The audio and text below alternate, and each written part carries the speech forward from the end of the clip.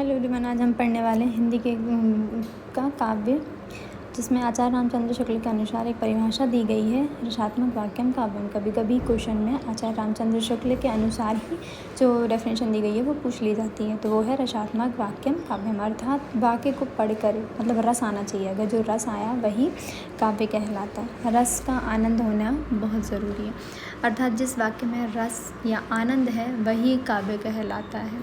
अब काव्य के जो भेद होते हैं वो दो होते हैं, दृश्य काव्य और श्रव्य काव्य। पहला पढ़ते हैं हम श्रव्य काव्य। जिस काव्य को पढ़कर या सुनकर जो आनंद लिया जाता है उसे श्रव्य काव्य कहते हैं। इसके कुछ उदाहरण हैं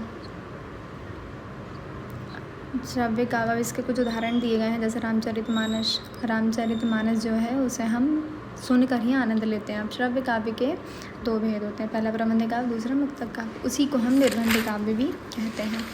नेक्स्ट है हमारा दृश्य काव्य। दृश्य मतलब देखना, जिस काव्य को देखकर जो आनंद की अनुभूति होती है उसे दृश्य काव्य कहते हैं। इसके भी कुछ उदाहरण है, नाटक और एकांकी। जो हमारी मम्मियाँ नाटक देख के बड़ा आनंद लेती हैं उसे वो दृश्य काव्य के अंदर ही आता है, क्योंकि वो देखकर एंजॉय करती हैं।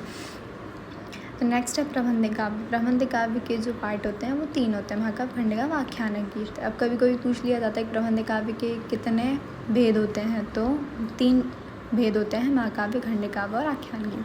पहला पढ़ते हैं हम महाकाव्य के बारे में। तो महाकाव्य में 8 या 8 से अधिक सर्ग होते हैं। महाकाव्य में व्यक्ति के संपूर्ण जीवन का चित्रण होता है, मतलब जो भी हम जिस भी व्यक्ति के बारे में लिख रहे हैं उसके पूरा संपूर्ण जीवन से लेकर जन्म से लेकर मृत्यु तक का लिया जाता है। अब महाकाव्य में जो नायक होता है वो महान होता है, मतलब नायक मतलब जिसके बारे में हम लिख रहे हैं। ये कुछ उदाहरण है, जैसे तुलसीदास ने रामचरितमानस लिखा है, जयशंकर प्रसाद ने कामायनी। ये जो दोनों हैं, रामचरितमानस, कामायनी, ये महाकाव्य हैं। इसी तरीके से हम पढ़ते हैं खंडकाव्य। तो खंडकाव्य में व्यक्ति के जीवन की किसी एक घटना का वर्णन किया जाता है, मतलब कोई भी एक पार्ट ले सकते हैं हम किसी भी पर्सन का।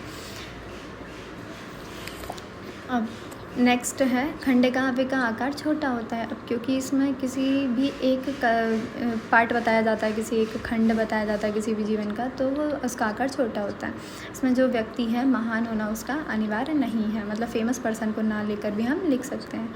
मैथिलीशरण गुप्त में पंचवटी और जयद्रथवत खंडकाव्य लिखा, नागार्जुन ने भस्मासुर लिखा, तो ये जो है ये खंडकाव्य। अब नेक्स्ट है हमारा आख्यानक गीत।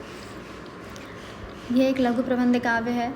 आख्यानक का अर्थ होता है कहानी, जिसमें छंदों में गयता होती है। सुभद्रा कुमारी चौहान ने आख्यानक गीत लिखा है, झांसी की रानी। तुलसीदास ने लिखा है हनुमान चालीसा। नेक्स्ट कुछ क्वेश्चन पूछ लिए जाते हैं, 2 नंबर में प्रबंध काव्य, मुक्तक काव्य।